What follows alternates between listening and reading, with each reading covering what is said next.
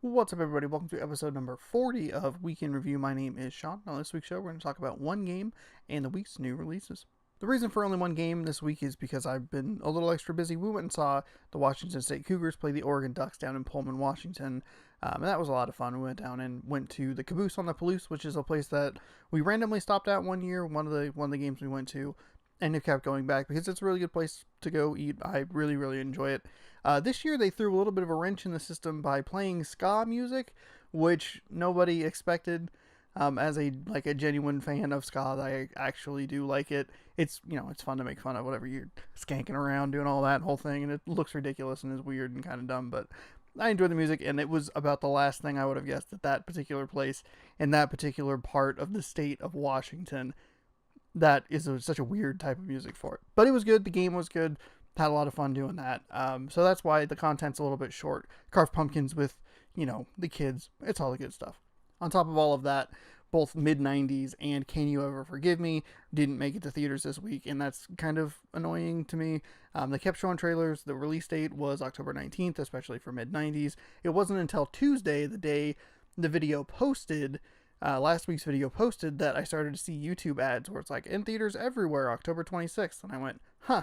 Wish you would have, mentioned that first, or started playing those ads 3 days before, so I would have known to wait. So mid-90s will have to wait. I don't know if we're gonna get Can You Ever Forgive Me. We'll see what happens with that. But mid-90s, very excited to go see. So thanks to all of that, we only have one game to talk about this week, and it's Lego The Incredibles. It's a game that I rented from GameFly and I've had sitting on my little pile of crap is essentially what it is. It's just random video game boxes and Blu-rays and like maybe a loose disc flipped over. It's a mess. Don't worry, I cleaned it up. It looks a whole lot better now. But I played Lego Incredibles for about 2 hours, and it's a lot of fun. I personally am a fan of the Lego games. I've played them ever since Lego Star Wars, which was the original game. I think I played Lego Star Wars 2. I think I had that on the PlayStation Portable. That sounds right. I had a PSP in 2006, 2007, somewhere in that range. So I played a lot of that, and I really enjoyed them. When I got an Xbox 360, I started to play more of them. I think I played all three of the Batmans. I played Lego Indiana Jones. I played what is it, Marvel Superheroes. I platinumed that. I played a lot of the Marvel superheroes, and they're games that I really enjoy. The cool part about this game is that Lego teamed up with Disney and Pixar to release Lego's The Incredibles, which is a little unfortunate for me because, as I'm sure I've mentioned on this show, I'm not a super huge fan of The Incredibles. I would have rather had Monsters Inc. or Toy Story and I don't know, a lot of other franchises instead of this. Maybe even like a compilation of like Inside Out or Up or some of their smaller stuff, Ratatouille, Wall-E, stuff of that nature that you kind of make like a Pixar Collection Volume 1 and you cover a few different movies. The downside with that, of course, is that Lego Avengers, which wasn't super well received, had a few too many movies that they were trying to cover and they didn't give enough time to. The stories came out pretty nonsensical, but I think that they've learned from that and improved on that sort of formula. Hopefully this game encourages more collaboration between Disney and Pixar. There is Toy Story 4 coming out next year. You can make a Lego Toy Story game, and I will gladly play it because I can't wait for Toy Story 4. Lego The Incredibles starts with the beginning of the second movie, and I think you can play the first later on. They had like a little tip on the bottom, and I just totally missed it. I think once you beat Incredibles 2, you unlock levels for Incredibles 1. That's what I'm gathering so far. The game's made really smart changes to the story to make it flow a little better from a gameplay perspective, though it is a little weird because and this is like light spoilers for the movie that came out about 4 months ago or so, the biggest story change is the way that the Incredibles and Frozone interact with the person, I can't remember his name, I'm totally blanking on it, that gives them the opportunity to change the perception of superheroes. And that eliminates the sequence where the Parr family is in the hotel, and like it makes sense from a gameplay perspective, but from a narrative perspective, it's a little weird. They just show up at that big fancy house that the guy gives them, but he still mentions a hotel. What's even weirder is that that's where the open world aspect of it kicks in, but superheroes are still illegal, even though the cops are asking them to help with favors in regards to supervillains. And so, like, narratively, it's kind of weird, but I also am paying, more attention than the target demographic probably is. Like, these games are designed for kids, and they probably don't really care. They just want to run around and blow stuff up with superheroes. Like, that's what they want to play this game for. What's weird about that particular like criticism or comment is the fact that I spent probably 75% of the time I spent playing this game in the open world as the Incredibles running around fighting crime and Frozone. And that was part of the game that I enjoyed the most. It's something that I'm really glad that the Lego games have in them, and I think it started in Lego Batman 2, if I remember correctly. The open world aspect is a lot of fun. There are collectibles galore. There are gold bricks, red bricks, new characters to unlock, tons of tasks to do in this open world. I only played one story level so far.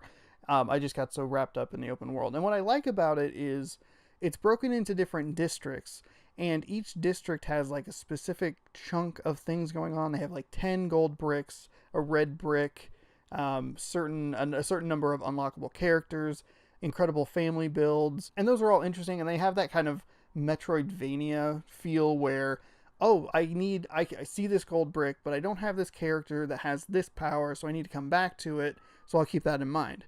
What I also like about this is every time you enter a district, there's a supervillain who has like taken over the area. So far I've run into Brain Freezer and Bomb Voyage, who I think is, if I remember correctly, is in the first movie or referenced in the first movie. And it's cool to see some of those smaller characters getting play. And I like that they kind of take over little districts that you have to go take care of.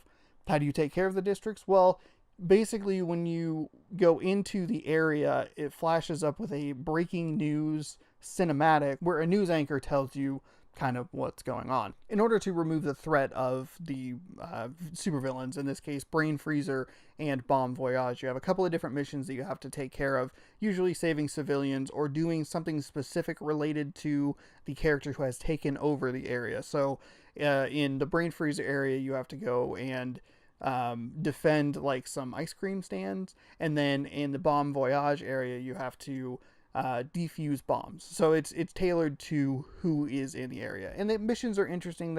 They're simple, but I had a fun time with them. What's also really cool about those areas is once you retake them, the map clears up and it shows you where all the gold bricks and incredible bricks, which are special to this game, where those are. I think it also shows the family builds and some other things as well. So it gives you a lot of stuff on your map to look for, and it also helps remove the monotony of like, I need 5 gold bricks left and I don't know where they are. No, they're on your map and you just probably don't have the correct character for them. So I thought that was really helpful because it does usually come down to the last couple of gold bricks. And I remember specifically in Lego Marvel Superheroes, I was 1 trophy away from the platinum, like 1 gold brick away from a platinum trophy, and I flew all over the map and I could not find it, and it was way off up in some weird corner that turns out I had just missed because it was so high in the air that I had flown under it and had no idea. So if that feature was in that game, it probably would have saved me some time. So it's nice to see it here, at least like, hey, there's a gold brick over here, I'll get to it later. So that's very cool, a very cool feature. As an added bonus, there are some extra Pixar characters in the game. So spoiler alert, I guess. I'm just going to tell you about the 3 that I have so far. You have Mirda from Brave, Russell from Up, and Dory from Finding Nemo / Finding Dory. So those are pretty cool. There are a few others as well, and there have also been references to Pizza Planet, which is very, very neat for me because, again, big Toy Story fan. I love it. So it's cool to see that stuff referenced in this particular game. Though I don't know if there is an actual Pizza Planet. God, I hope there's a real Pizza Planet in there. That'd be awesome. You can also drive a bus in this game, so that makes me very happy. The game is a little bit glitchy, and with how many Lego games there are, that feels like something that should have been ironed out at this point. For some reason, I was using a character and I couldn't drive a car. Like, I would get in the car, I'd spawn the vehicle, you can buy them and then spawn them. I would get in the car and then it just wouldn't do anything. Like, I'd be pressing the right trigger, which is the go button, and then I'd push the A button because that's also the go button, and it just would like heat up and then explode, and it just didn't work. Also, for some reason, anytime Mrs. Incredible runs into anything, or Elastigirl, anytime Elastigirl runs into anything, she stretches, which is weird. Like, I'm not pushing a button to make her do that. She just does it in like a weird glitchy way. feels like stuff that should be ironed out. So just keep an eye on that. Lego games have always had weird glitches in them. Characters will get stuck and you won't be able to get them out of areas. You'll have to restart levels, and that's always very frustrating, but it's just weird to see it so deep into this run. They've been making these games for roughly 13 years or so, and it's just odd to see those kind of glitches in this particular game. Overall, I really enjoyed my 2 hours with this particular game. The Lego games are games that I really enjoy. I like the way they work. You just run around, smash things, beat up villains, whatever, who cares? You're having a good time. They're games that I really do enjoy completing, and I would love to complete this. Unfortunately, it's going to be the fall rush, so I don't know when I'll get back to it, but it is definitely a game that I would love to 100%. We'll just see when that happens. I'd recommend it if you like The Incredibles or if you like the Lego games. The cool thing about the Lego games is they have such a wide variety of games. I mentioned, they have the Marvel stuff, they have DC stuff, they have Indiana Jones and things of that nature. But I don't really care about Lego The Hobbit or Lord of the Rings, so I just skip them. They put out like 8 games a year. That's an exaggeration. I think they put out like 2 or 3 in the last year or so.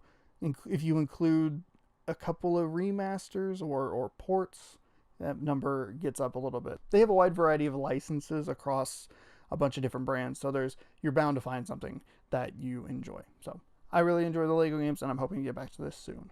Finally, on this week's show, we'll take a look at this week's new releases. 2 movies I missed in the last quarter hit Blu-ray in Mamma Mia, Here We Go Again, and Sorry to Bother You. In theaters this week, just mid-90s.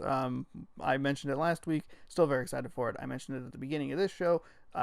20 minutes later or so, I'm still very excited for it. And arguably the biggest, most anticipated game is out this week. Red Dead Redemption 2 hits shelves and digital services on Friday, and I'm very excited to play that. It is pre-ordered, preloaded, ready to roll. 2 Nickelodeon games are out this week. Paw Patrol on a Roll hits shelves on Tuesday, as does Nickelodeon Kart Racers. So if you're looking for something for your kids to play, or if you're looking for something that is completely different than Red Dead Redemption, those 2 options are available as well. I am very much looking forward to Nickelodeon Kart Racers.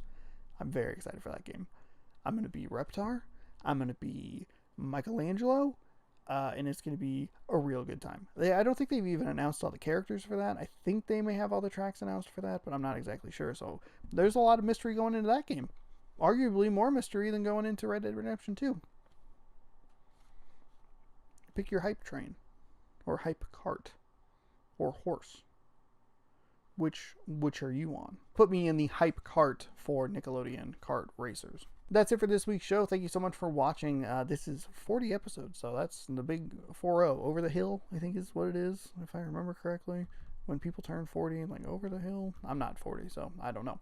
If you like the content, hit the subscribe button down below. While you're there, leave me a comment below letting me know what you're looking forward to this week. It's probably going to be Red Dead Redemption 2. But if you're excited about Nickelodeon Kart Racers, let me know, because I'm curious if people actually, 1, know that game exists, or 2, are excited for it, and or 2.